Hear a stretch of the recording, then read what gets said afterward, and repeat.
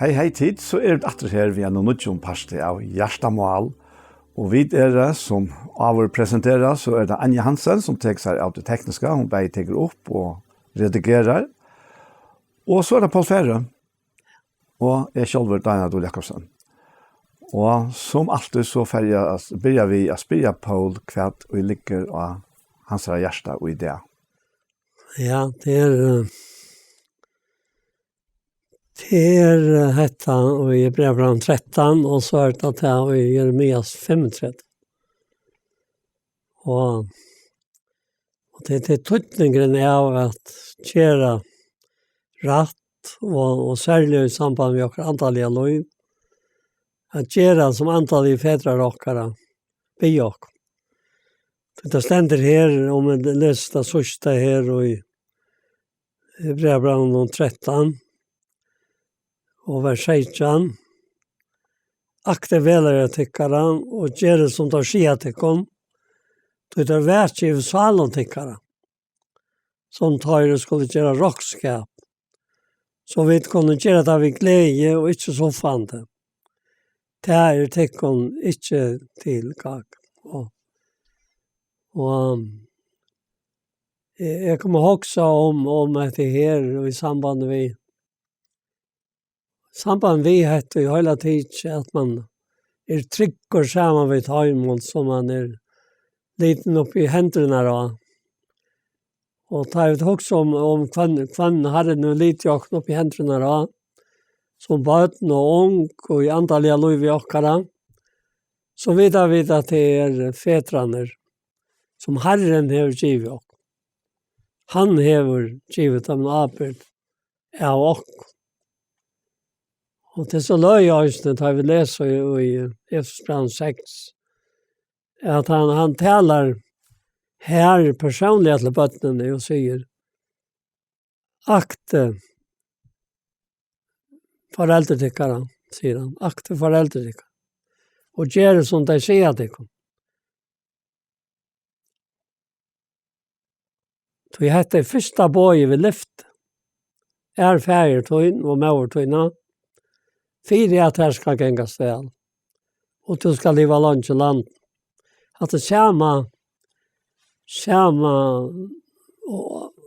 och apert ligger i nu jag snär. Men apert så och ner akta. Som under tajmon som Herren har sett. Och det är otroligt för att det kan föra till stora siktning och livjockarna. Jag la klassiska sjukhuset till helt näck var så igen. Och jag fick en operation till minnes i Oslo. Och jag minns inte vad det var fyra, men jag minns bara jag la samman vid honom som nu är borgarstjår i Klaksvik. Och han var onkort, har säger han. Och han får räcka ut i Pallas Mariano. Och han följde att det här så tryckt av era under hansara Berg och under hansara Larslo. Och tar på önskemalt rabatt, ja. Och så en öppnar det och det är säkert flera som minnas det att det är sakna av baten Dorteo och Klaksvik. Att väckte var så otroligt ringt. Och han och Palle var färner. Ja, kvarje menna mycket av är ta minst inte rockar vi bara några för men jag har skil för det. Och tar sett lögnerna och det var öppnar väver och det var så bara för honom säger Karl, han heter Karl. Att detta är för aldrig att gänga. Och Palleman har lagt märke till att han var benchen. Och han säger, är det benchen? Han fick inte svära, så han skall vara benchen, säger han. Så säger Palle, inte vara benchen. Tar dröv och Palle står det upp. Och han tog av så. Men det var inte högstning om att jag blöck och sa det, alltså. Och så säger Palle, inte vara benchen. Da jeg sier koppa, altså løgnene, så gjør du det jeg blitzlige. Og det som du tar for å oppleve, Kanske det ångan hur uppleva för. Ja, vi får cykla och framför oss kommer en gata och i stilla som gånger lycka av Västmanna. Innan det har varit tar vi bjärgaer och henne får vi ta cykla sig. Men det var boja. Inte rätta lötan där kom. Han kände att det är som det gamla sättet som sin egna lomma. Ja, nettopp, ja. Och så knappt jag råpar han koppade och han fick akkurat att switcha till som Palle har förklarat. Han gåta som alla tunna var sammanför. Men tar det över kommer till som tar skuld och så var han väck att han vill. Alltså ta och kvar som det själv. Det brejt alltså ja. Nästan på en väg att han vill. Och hämta gåta hon låtte där så. Minns det han fortalte mig det här. Hur hotigheten var av att han var haft en slöjkan utraforman som kunde veta allt. Och omgått det gärna näkan som var. Som för öron var fyra örskapor, men inte ta emot. Det visste akkurat hur se. Tjeckren bärser, ät och strömmeren och stormeren. Och så framvägs, jag var fattlig, ja. Han är känt och medalja väl. Ja. Men han har ju nog inte annat gjort utan det var ut först vid pappa sin och så var jag själva och vi är själva och så satt det finns här sättskipare och långt när kan skajst. Ja, det ser hotakande och aktivera jag tycker det. Och sånt där ständer och kända örende och i samma kapitel att han säger här att minnesvälare tycker det. Som har varit hela orkos till tycker det. Akt efter hur så tar ända av lösut och efterfyllt så tryck förra Jesus Kristus är en sämre och i kvar och i det och i alla räver och om vi så ska inte hetta på i det som Palle visste var här så är Jesus Kristus det som är mer än nog. Han är ju vävren, han är sannlösen och han är löjve och inte kommer på skjort i att färgen utan vi honom. Så här är det gott gångt. Oj, Hebreerbrevet 13 som är lika som vällöjande till ett rätt liv. Och är man bara säga till att jag bara hästa siktningar. Jag är att akta mina föräldrar och ösning att akta tar vällöjare här en gavåkn här ute i lilla sälen och toft. Akkurat. Tar vi över hållt den och stantan i ett latej och ett såg. Det är kvinnor och män. Det här man är bara säga. Ja. Och här blir lyckas som allt skapt. Som är nutjorna. Det tar vara nytt liv. Och i förhåll till det här livet som man själv inte levt i ösene. Som inte var något ringt liv, men ett liv där man inte gick skola och lärde att läsa, skriva och räkna. Och här man var undergivet av mig här råtta. Och det må jag bara säga. Det är gott att välja vid det. Ja, det var om det är gott döme du gavst på att det är vi att akta väljärna. Ja. Tog att jag vet det har säkert allt hur vara så läst att vid yngre där tar vi det i ung att vi det också självrajarna. Ja. Og ofta har det eisne vært det her at man hever undermett til eldre, ja. Og helt at de vet ikke vel og så, at det er akkurat andre, man heldur også det selv ut da. Ja.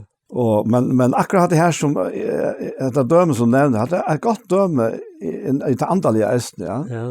Tøy at de som er eldre er jo kommet langt alene. Ja. Her var møtt flere, man kan si, brodderkjekvån, alene og jeg var kjent hvordan herren er lett bort jorda. Og tog gjør det virkelig mening at akta veleiere. Ja, det gjør virkelig mening. Ja. Men det er ikke alt man ser det på en vei. Nei. Det er ikke tog jeg suttja, at det er satt og det er prekveis rett. Hvis det er fyllt det og det er prekveis skaft, hvis det er ikke fyllt det. Ja. Det er så løs, ja. Ja. Tog jeg har jo alltid undrast iver. Han oppkjæren her i 16. versen at akte velere tykkere gjør som det sier at det kom tog tar vært iver salen tykkere som tar skulle gjøre rockskap så det ikke skulle gjøre det så fant. Altså, jeg halte sjølvor at i samband vi bøtten og jeg får en antall i feir etter å som med hvor det fløver brattsen i brøstet så som för att det så långt bra 2 år tjej talar om. Ja. Det är nog där rikaste löven som finns där gör. Ja. Det. Så här är allt oj, här är just oj. Ja. Och här är spänningen oj. Kostar nu för att väcknast. Och här är gott oj. Och det han är ute oj, så vet. Ja. Som Sankre säger här enten var ettan här bloj. Fick stå rännande ström. Och här kommer att strömmen här som är mynta. Glöm inte att räkna det bara som en dröm. Och vars det där höjer att tojen där var. Och lejer källar vatten övunden ta. Löjt var god. Ja. Eller alla tojerna. Så nej. Ja. Och mjöl och olja där uppe så här och nejperst och deja till storande ser om anken Elias till anken av er. Här anslig och avsatt och sorgerna ber. Löjt var god. Här kom en Elias. Här var det inte anken Elias. Nej. Men det var Herren som sänt han. Akkurat. Ja. Och han är den samma som det som vi sagt här. Ja. Det var att han kända vers, ja. Det är 8:e vers att Jesus Kristus är den samma i jar och i det och i alla över. Ja. Och att det här är han också självsamt att det här kommer mitt i mitten här, ja. Ja, och tå. Ja, och tå, va? Men vi tar förra versen här, minnes väl tycker som att alla orgos tilltycker akt ett kost ända lösut och ett vill så tryckta. Och så vers 18. Lät det inte vittlaja av allskins främmande och lära. Det är gott att hjärsta vi styrst vid nöjen, inte vi mätas många bättre vid timetids finnes vi. Och mitt i mitten här kommer så att Jesus Kristus är samma i jar och i det och i alla räver. Men vara mätta vid nöjen. Ja. Det är föjen. Ja. Det är akkurat det. Och som en annan sang säger av miskon och av domen. Mot luftsväv, våvevär och ända sorgar dödsen var på om kärlek bär. Så säger han att här är signa skalta hjärsta ta hand med lötte här. Och i dörtar löjve blåmar. Här som Jesus säger. Ja. Alltså, det gånger upp igen så otroliga ont. Ja. Och i dörtar Jesus säger. Nettopp. Och det finns det inga helst. Nej. Alltså, God hever och i skaparversionen så har han lagt sitt egna avtryck och sin egna mynd ut av eisen, ja. Och jag huxar att det här ur Efesusbrevet, det har jag nämnt ju Janne om det allt här, ja. Och det är här här i Efesusbrevet kapitel 3, ja. Og her sier Paulus her fra vers 14 at tog det bare knømøyne 4 feirenom. Fra hånden hever alt som feir eiter himmelig å gjøre navnsøyta. Vi har alle de her enske omsetningene sier fra hånden hever alt som familie eiter i himmelig å gjøre navnsøyta. Og tann fullkomne fellesskapen her å gjøre, mittelen tryggvand, ja. Han minner egentlig rett og slett om til å valsikne familieliv, ja. Ja. Altså, ta det et valsikne familieliv, det ikke sterskere mittelmennesker enn det. En sterk familie, så hver nærmest atelier, en tror kanskje fyra en dag, og nu korsjane sa i norska net så at her en familie som har hele 6 atelier, og det trivs alt sammen. Men god til å lagt dette her ui, det uttrykk av seg sjølven, at alt som familie eier har navn etter hånden, og tog det så valsikna. Og tog ble det eisen til at lykka mye hos man familiemessig fire, det jo ikke alt som har familie, så vi ui hesar familiene, som eier samkomma herrens, og som lika mansara. Ja. Og til her usikningen han nevnte eisen i som jeg tror vi alltid om disse sikningene som i fellesskap noen. Ja, det er kapitlet nå i brevbrann, og enden nå i brevbrann. Ja. Han har atlas feilbrekt i Njus her, Ja. som gjør løyve det verste livet. Glöm mig köra gästabloja. Akkurat, ja. Ja, och minnes fänkarna som hade till själva fänkar. Ja. Minnes det som ett loja som det i östne själv och i lika med.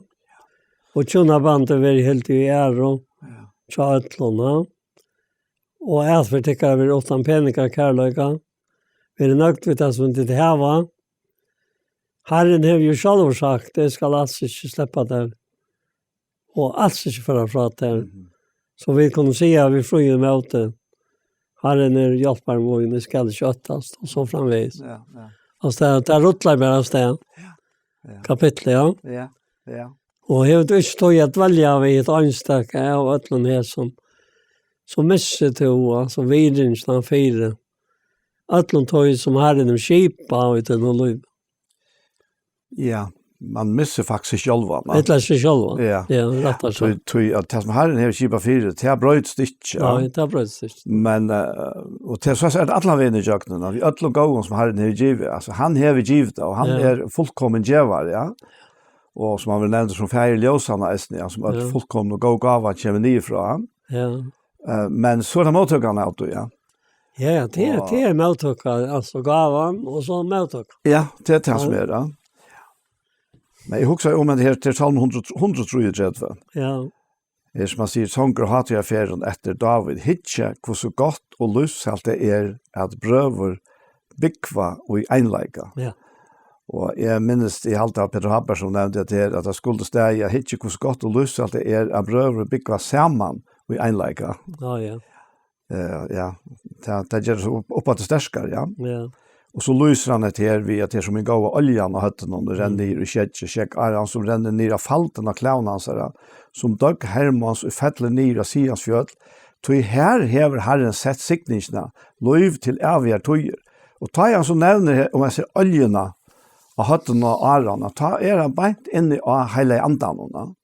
Det mynden på hele andan, og til her Herren har sett sikningsna, lov til evige tøyer. Til hele anden som tilfører løyve Jesus inn i gjørstråkere. Så, og han sier at her har han sett sikningen av løyve til evige tøyer, og han tar seg eisen om jeg ser sikningen ut i Galaterbrevn og sikning Abrahams. Ja. Og det sikning Abrahams, og det her sikning som han nevner her, løyve til evige tøyer, her som Herren sett han, det dette samfellet i hele anden. Ja, forstå, og samfunnet har jeg antatt hei slett ikke vært om ikke Jesus la utenfor post. Nei. Sier han i 12. verset, her og i 13. kapitlet i brevbrevna. Ja. Tog hver dagen Jesus la utenfor post. For at han ved sin egna blåve kunne halka folk. Lett å kunne ta for ut til hansare. Utom til alt. Berande vann her hansare. Vi tar jo om kan være en sted her. vid söken kommande. Lät jag kun ta vid honom, alltså Kristus. Allt är bara gott från lova för. Till att avväxa varra som lovar namn i hans. Och så framvägs. Vi huxar om hans här vidskift när han nämner här. Så inte slita er och ta det viska in i lojvakarna. Och självande, ta vita vi själva att åkara väl. Det kan vara rätt och det kan vara skaft. Men heter hansara väl. Ja. Alltså hansara väl är vid. Ja, nettopp. Ja. Så det är det som ger det så ätreande. Alltså han är lyckas som. Han som älskar Jakob och gav sig själva för Jakob. Ja. Det är det här vi kärlekan att det är två parter, ja. Ja. Och hvis det inte är man kan säga gensidigt för jag brukar ett vanligt förstår eller gott förstår som ofta säger känt ja. Men hvis det inte är gensidigt så spyrs han inte bort ur, ja. Lika mycket hur älskande den ena parten är, ja. Ja. Ja, du kan svära att det mest älskade människa gör och likaväl inte själva gör det gett. Akkurat. Så Ja. Och ta det så vill det ju gator och sångren jag var i hjärtan och tog det ständs det av att vi lät årkryssa bygga ryggliga med några. Så vi får upp och synka och spela ens det görs åkra för god. Ja.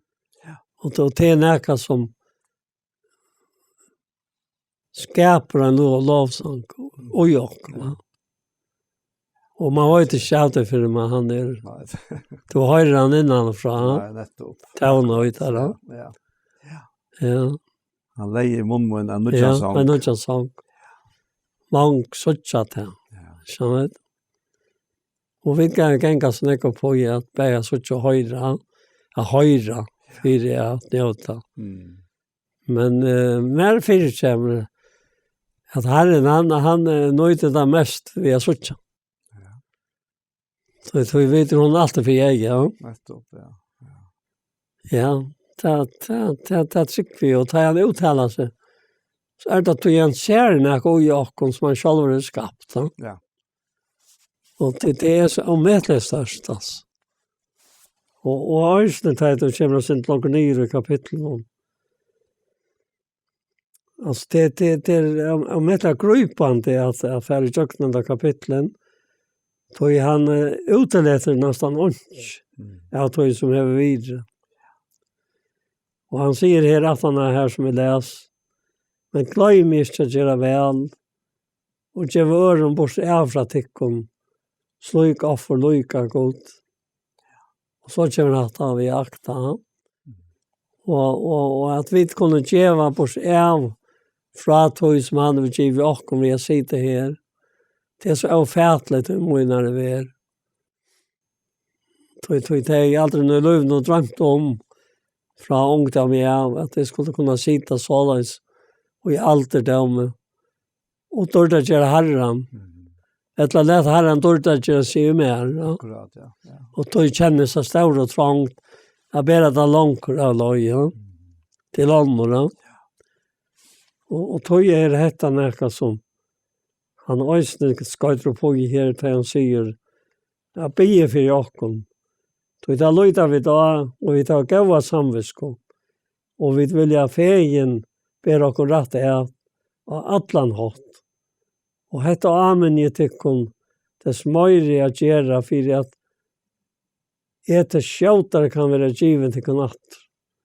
God friaren som vi blev i äviga sottmala för din stora säga hira. Herre okra Jesus, uppfrein och dig.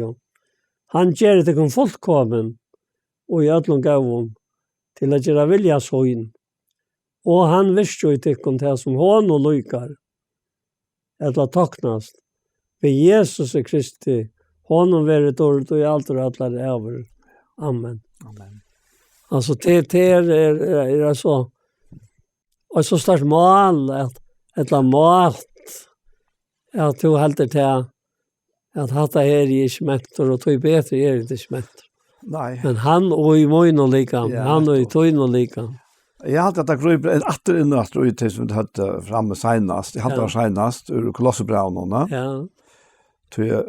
Han han som viskar uttryckna vilja viska och här säger han att han ger tikkon fullkomlig ödlung gåvon till att göra vilja syn. Ja. Och han visste ju tikkon till som honom taknast. Ja. Vi Jesus Kristus. Nettopp.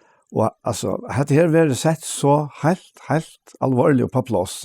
Ja. Att det är inte okkara evner i sig självon. Oj. Att det bästa evner vi kunde ha, det är som vi börjar vi här till akta. Ja. Det är loja röd herrans, akta röd herrans, och hon är inte okänd för jokken. Så vi har han, vi hela andan och hjärtan, och vi har han eisen her, vi skriver i åren, så. Ja. Så, och att till hans verk, alltså han gör det. Ja. Ja. Han gör så Ja. tyvärr. Alltså. Ja, enast han ber om till om lövet till att släppa göra till oj och mer och ut här och jocknadlorna. Tog kom det här ösen så väl vid, da jag nu också om det. Detta som ständer i Jeremias 35.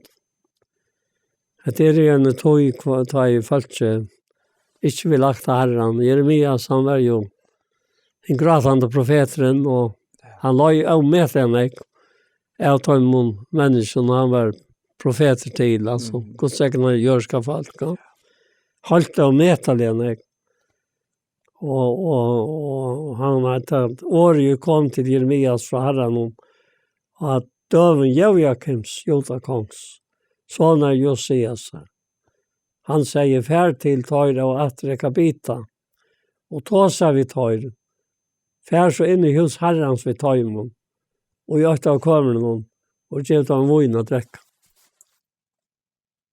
Og dette var nettopp til han som tenkte falk og snier, han gjauta.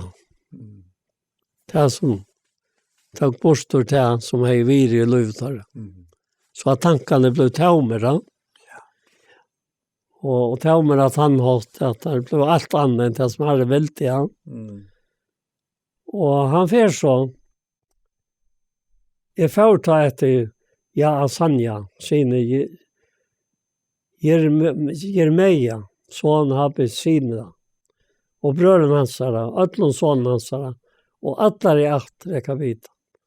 Og får inn i husherrens vittøymon, inn i kameret, som sine godsmannen Hanan, sånn gikk dalja 8, og som var tatt ved kamer, havdengene, oppe i kameret med salja, sånn Sallons og Doravaktarens. Og jeg sette 4 tøyr av atrekabita, kannor, fotler av vøyne og steip, så han sier vi tar drettsvøyn. Så kommer dette helt kjølsama, henta mynten fra de daglige løyvene, mitt og i alle rålagene. Her finnes fedrar som 8 syner og i akta. Det er nok alltid vært et omtår i midten følelse, at det er de som akta. Og man heldur til så strever alltid akta, da man er barn og unger. Men altså, hva sikning til farsten i ved løyve, det har man til å høre, og dette er noe som er prekk for det, at Herren vil dreie fram at her er det de som akta, så den fedrar, ja. Men tar svære, vi drekker ikke vøyn, då vi fæger okra Jonadab, sonur Rekab, vi givet og knetta på, de må aldri drekka vøyn, første tid, eller bøttikere. Og de må ikke bygge hus, og jeg heldur så kott, eller planta vøyngarar, eller øye neka slukt, når i kjalten skulle de bygge alle de artikkere, så tid kunne liva langt land noen tid, bygge øy som fremmande. Ja. Det var veldig løye. Ja. Ja? Men dette mynte meg av en øyne for å gå samkom. Som til nevnte jeg begynne. Ja. Så lever han. Ja, akkurat, ja. Altså. Men alltså rekabittan har ju inte till oss folk. Nej, det tar vi över oss. Det har snukt sig in, va? Ja. Men tar vi över lika som Men det var... Han tog där alltså, det är som höjtningar alltså, Ja. hvis du äntligen vill få. Ja, Det har folk kan myndna fram. Nettopp. Skjønner du? Og tar svære. Og vi tar akta feir okkara, Jonathan, sånn Rekab. Og i øtlen som han kan på om, at vi aldri måtte drekka vin, kvart vit, eller kåner okkara, siner okkara, eller døtre okkara. Ikke bytja okkara hus, jeg bygg vi, kvart og jeg vingar, eller ekrar, og ikke så av kåten. Vi tar bo i kjalten, vi tar akta og gjort alt det av Jonathan, feir okkara gav og kom på om. Og så forklarer jeg hvor det her, der er det nå. Men nu Nebukadnesar konkur i Babel brøt inn i landet, så at vi kom det til å komme færre inn i Jerusalem, undan kan det her nå, og er det mer her nå. Vi tok å ta bostad i Jerusalem. Ta kom årherrens tid, som sier. Så sier Herren god til skærarna, god Israels. Færre sier vi judarna, og vi tar som i Jerusalem byggva. Vil jeg at det ikke teka vi tikt, og akta år møyne, sier Herren. Både Jonathan, son og Rekab, gav helte, det han gav son og søgnen, at han måtte ikke trekke vøyden, og ikke hentan det, han hadde ikke trekke vøyden, men gjør som feir torra. Og jeg har tolja og sånt dela til tikkara, men tid har ikke akta meg. Og høyast det tolja og sånt har vi sendt til tikkara, alle tænare, møynar, profeterna har sagt, vente vi, hver av ønteløysøyne, bøte appår tikkara, halte det kan ikke til æra godar, så de durskat høyr, så skulle de sleppa byggve landen, som jeg gav tikkene og fedre tikkara. Men de vente ikke øyre noen til, og akta om ikke. Ja, syner Jonathan, sånn Rekab, har vi helt det, både i færre tørre gavtøymon, og dette folk vil ikke akta meg. Og så kommer det her fylkene og alt det, og jeg vet ikke om jeg skal fære nækken noe i det, men vi vet at avløytene har øyla fylkene. Og ikke minst innenfor et antall av løyve, tror jeg. Hvis jeg nå ikke lærer Guds år, og ikke har jeg nækka minnes til, da jeg rønte når frøstingene kommer, så har jeg vært øyelig et la fyr. Jeg er ikke sitter her. Nei. Men det altså året så utrolig underfullt det anten som er øy med å slippe av livande gjør det. Fire med er også i samband med det som henter i liven og i hele tiden. Det som akkurat folk for i kjøkkenen. Hvordan skal jeg stille med i samband med akkurat folk for en gang, så at de øysene kunne suttje at det betyr at livet går til nær og få en sikning som ikke kan beskrives utan at livet er et liv som mennesker halda vært interessant. Ja. Det man kan kanskje minnes til prædikeren som sier at alt er tøysyna. Ja. Men allt det som fyller i livet og tjåk mennesker, Ja. det er tøysyna. Ja, det er Det hever en enda. Og det er nok så lest eisende at eldre man løyver, så får flere av oss tingene som enda, ja, som er fremme i tøyene, og som vi vil halte være alt avgjørende, ja. Ja. Det får, altså det enda, Ja. men løyve som Jesus har givet, vi heiler andan, Ja. det som er det verda løyve, det er omgang til enda. Og det er moneren da. Ja. Og man kan si at det er altså moneren av det tøymelige og det evige. Og at det er, at her har vi bare akkurat eier fest og at det er tøymelige. Ja. Det er avmarska, det er som fersen enda. Ja. Hva snutter vi så? Vi snutter oss selv først og fremst. Da. Ja. Og her at det er at eisene de som vi har avskan av. Ja, topp. Men det er det godt å vite at det som er den verlige føyen her, det er det som du leser i Hebreerbrevene, at det er nøyene. Ja. Så på en måte så er dette her, er suttje Israelsfolk firmaer som vi leser i jøkten her, at de faktisk nesten har vært utvalgt til å være herrvonnen, og at være sjølvragen, og til ikke at akta, som faktisk et døme på alt mennesker, alle mann og attene, som fullkomlig avløyende. De finner lovene, men det er helt en omgang, ja. Det er omgang tog helt lovene i verlegene. Nei, det er ikke Nei. Men så det Jesus kommer, ja. Og han teker av seg selv som menneske, og teker han alt etter avløyende. Alt bråtene som framt, og Jøkne sier tøyene, vi gjør noe. Vi heitninger var faktisk ikke råkner på ytta. Vi var allukket av verre 4, så vi tatt ikke lyfter. Men så kommer Jesus og gjør seg selv her. Så jeg halte faktisk nok interessant i rekabitten. Vi verre rekabitter. Så maten her kom inn med folk her. Det låter som at her var kom lengveis fra at det kom til Østlandsfolket. Det hadde visste der noe brei og så gammelt det var. Dette var nytt av for og sånt der. Og det første hadde finnet lumpa Østlandsmenn til å være. Så måtte det være verant, ja. Og tog det der her, stadigvæk, da Jeremias framme, ja. Men nu visste det bare at nu hent akkurat øvet da. Alltså faktiskt minner om det som Paulus tog om hedningarna i Rombraunen. Ja, passar. Ja. Tror att han också är mycket akkurat ordalag som säger, men han säger ta hedningarna. Ja. Ja, jag har lycka tacka till vi är här.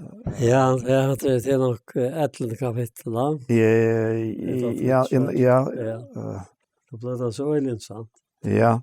Jo, nej, det till långt ören kapitel. Ja. Han säger här ja, hvis vi tar her i Rombraunen her, her sier han i vers 11 at «Tykja god til ikke mannamoner. Øtle synte hava 8 lov skulle es fortepas 8 lov, øtle synte hava underlov skulle være dømt vid lov». Så sier han, «Du ikke de som høyre lovene rettvis for gode, nei, de som gjør etter loven skulle være rettvis gjørt».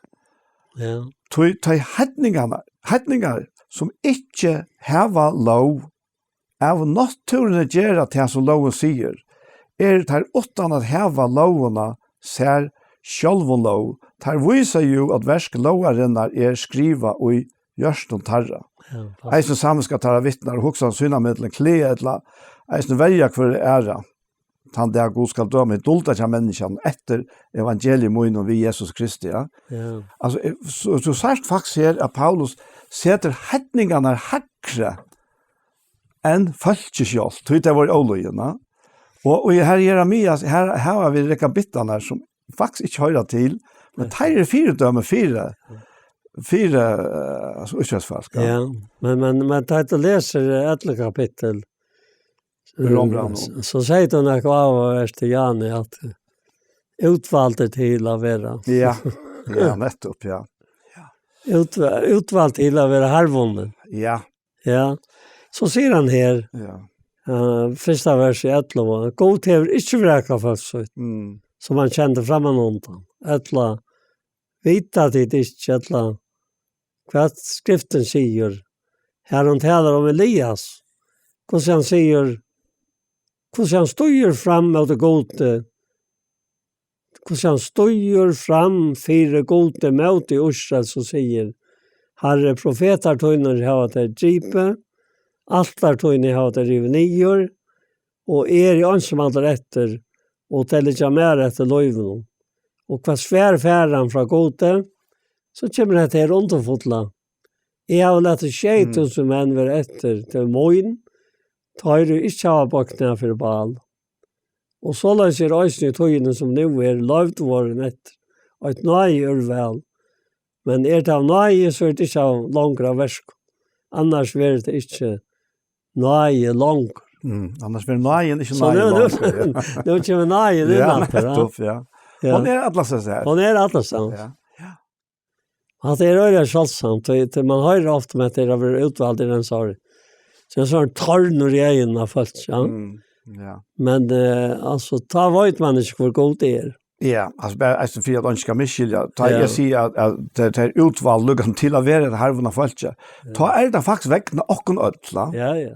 Alltså så vid eja att vara och tacksamma skuld till göta falska. Ja. Tui att hej har tidsit han tunga parsterna. Ja. Det här att bära en lov som det alla tunna bråta. Och ha mest banne även alla vägen i jöknen. Ja. Lika till Kristus komma. Ja. Som han säger i Galaterbrevn att loven är tiktar okkara till Kristus. Och verlagan in till Kristus. Alltså in till Jesus Kristus kom. Så tiktar i loven.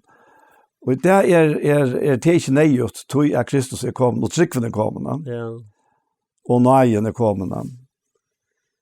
Ja, men nu är vi nog kommit nog så längt vi är ner att nu ändrar vi till i Rombrand 11, ja. Ja. Att är det naje så är det inte långt av verskon, annars blir det inte naje långt, och så var tjej, hvordan ta. Det som Osra løyter etter, det ikke finnes. Men henne utvalgte jeg finnes det, henne er vår herd, som skriver, God gav tøymon svøvnanta, eie til ikke suttja vi, og eire til ikke høyra vi, lykka til hentan det, og David sier, bårtorra vil ta snerra, fettla, avstøyd, og atterløning. Eie tarra blindest, så det suttja, ikke og botja, alt og rik, og bøyk alt og rik torra. Jeg spør nu, hva det noe snava for jeg fatla, men jeg så, og vi fatle torra, frelsan kommet til høytningarna, for hetta skulle vekja teg til olvara. No fatle torra heimenon røydom, så minkan torra høytningarna røydom.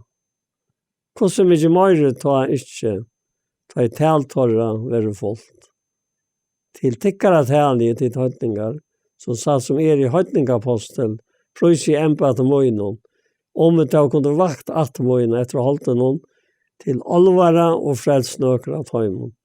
Så det høymonon sattar kjer, at de veka, kvart vi til at ta åttan lov av deia, ta i teiver av vakten. Fromgraven høyla vår, så dodget av vi, rauten høyla, så grøynane av vi. Og så kommer næka som vi skal enda vi har lese her. Du kan lese det. Her, det vujar herfra. Ja. Han sier, men om nu nækrar av greinene våre brottnar av, og to vittler oljekvister vars gråersetter mittlen tarra, og fekst parst vid taimen i råd og fit i oljetræsens, så rosa det her ikke måte greinene. Og om det rosa det her, så det to ikke to og i best rådna, men råden og i berthem. Du sier ganske, greinene våre brottnar av for at jeg skulle være gråersetter, ratt, fire vantrik syna våre her brottnar av. Men to stender vi tryggtøyne, hev ikkje huar hoksaner, men øttast. Du tar god ikkje spart inn at turlig greinar skal helt ikkje spæra til, hikk ta gøska og strengleidje gods, iver teimene fotle strengleidje, men iver ter gøska gods om du vil verande og i gøske hansara. Annars skal eisne to være høgtere av. Men hinne skulle eisne være gråsett, være at de ikke verande i vantrunna. Tui god menter atter av gråsett av deg. Tui to vart høgtere av oljetrænen, og ja natturen vilt, og av måte natturen gråsetter og i godt oljeträ, hvordan mykje meire skulle ta ikke teivra gråsetter og i sitt egna oljeträ, de som av natturen høyra til til. Tui jeg vil ikke prøve at de skal være avvitande om hetta landamal, for at de skulle ikke halda til kun sjálva være klokar, at forhering kommen i en parst av Israel lyka inntil heitninganer kommet inn i fotlundtale. Så skal alt Israel være frelst, som skriver ur Sion skal frelsaren komme, han skal få bort godløse fra Jakob. Altså, det er ordentlig godt, om man leser om atter. Som skriver at ur Sion skal frelsaren komme, han skal få bort godløse fra Jakob, og ta i tætje bort sindertarra, hetta sottmalen vidt teg, moin vidt teg. Og etter evangelien det futjendar for tikkara skuld, men etter utveljingene det elska for fedrarna skuld, tog nøye gav skynar og kallsut enkrar god ikke. Ein så tid avur var god i oløyen, men hava nu finnje miskun, vi til at hese var i oløyen, såles hava nu eisne hese var i oløyen, fyrir at tei vi tarre miskun, og i tikkun fattelen lod, eisne skulle få miskun.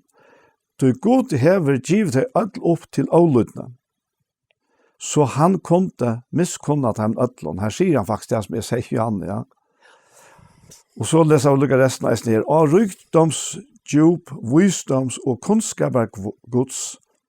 Hvordan året grundande ikke domar hansara og åransakande veier hansara.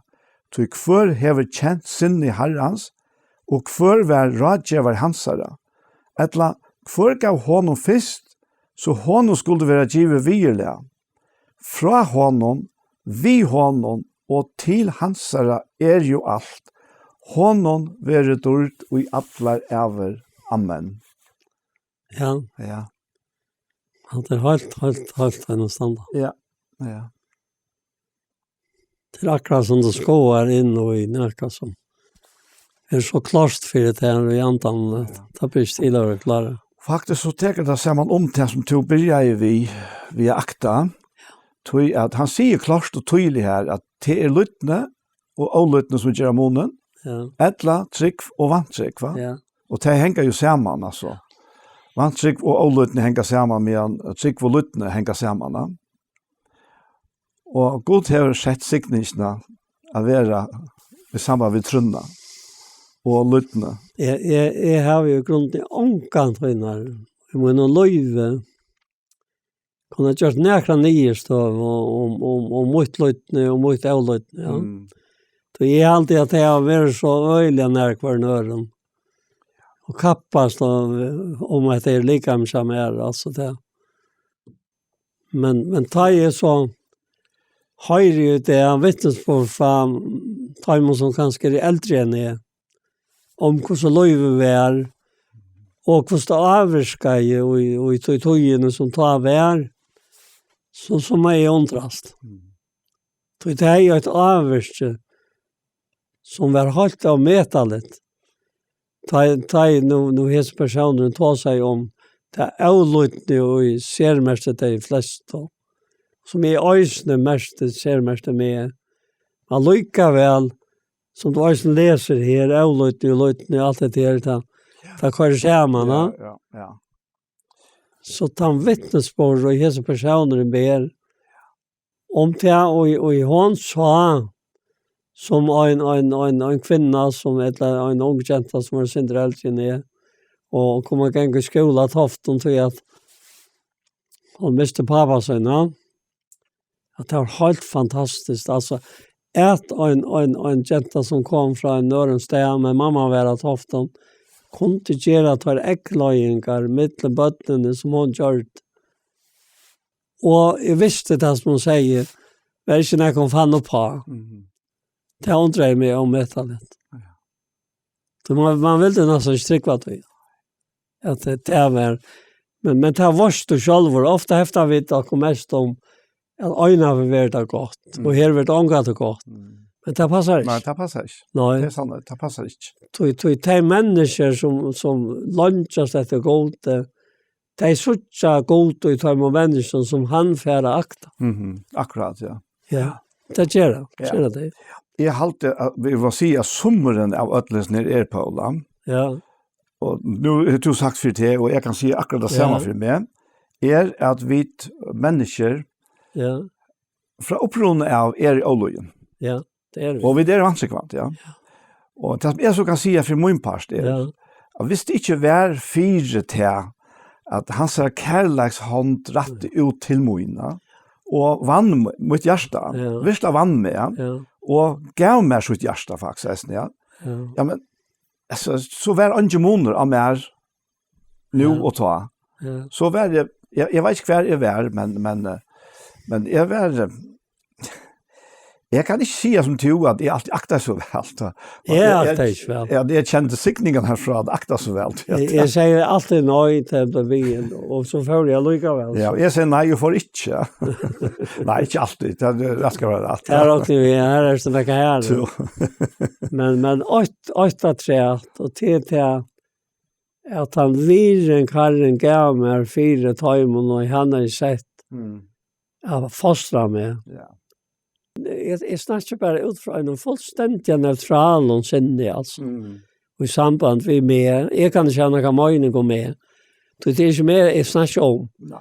Men det hans är loj oj med. Ja. Så Kristus är loj oj och det är för så om mätliga av vitspår och i bröven. Ja. Ja, och det det som vi verkligen kunde anbefalla en och varje. Självande. Ja. Tui at det en sålasne att banne ligger i vantrunna. Ja. Men siktningen ligger i trunna. Ja. Och ja, vi tar tro och finna sucha. Så att här vi Jesus, Ja. Ta han spyr om tar att la rymma. Ja. Vi tar tro och finna sucha att to är sån och sån godsa. Jag hade så center. Ja, och alltså det här som man för kanske vara sin första av det. Och innanför tar jag över gammal och vajkor och inte orskar hvis du blir gammal och vajkor. Ja. Så först du ösning att så först var ösning att ha en öjliga rassel och fyr. Om det allt är som tror jag är som det är. Men det är bara inte motsatt. Ja. Det är bara inte motsatt. Det är akkurat så alldeles som man sa till livet och som inte undan nog. Akkurat. Ja. Och som Petrus här, ta Jesus spyrt där, Jesus säger ta vi hinner 12, atla eisne tita rymma, så med Petrus, och så blir det till att Petrus en blä unge med överta. Ja. Men så med Petrus svärar hon, herre, kvann skulle vi färra till? Ja. To hever år hins eviga løs, Ja. og det er tydning for Petrus. Ja. Og vi hava tro og finnes jeg suttje at to erst hin heilige gods. Ja, det. Ja. Så det er utrunnet, det er vi kan suttje det. Det är det sen, ja. Ja. Og hon reisen givet nok. Salmoin i trønne kan søtja. Land er degen og Stegen i Jerusalem nøtja. Her og sorg så som her. Det är underfullt. Ja. Ja. Men du, Paul, kan du leie noe på den? Ja, takk for det at vi kunde sitta här och rötten var has och ha som enkelt som jag vet arva första tøyna. Men jag huxar ju om jag tog det enda li avgörande i det. Att det är detta senaste för. Jag har så vært det som har i Atlantøytningen for åkken og jeg kom fram. Og ikke jeg har vært her som to Og vi vet så langt som vi hjemme i likavnen når vi borster fra herren. Men vi tar 2 møveløyker som ligger fremme, andre kvart for å borster i likavnen og være hjemme til herren. Etter vi tar luren, ljøva, og vi tar ta veldige råpe, ta i 2 første kattlokken og i skutt som færre vi tar lyft opp av hjørne, og for jeg være til 8 vi til, eller for jeg alltid har vært sammen vi til. Takk for det til, og takk for jeg har litt annet og gjør lov i okkara. Ikke at tro etter noen øren, men øynene setter til her. Vi vet, Herre, at det tog ikke ojak. Så hvor skulle vi så ikke givet og gater og sagt amen til det som to vil vi lov i okkara. Og det gjør vi nå. Det er Anja og Daniel og jeg. Og vi er til om og i Øtlandtøymon som høyre sjálvor Herre at framløya hetta underfotla som amen og Jesu navn.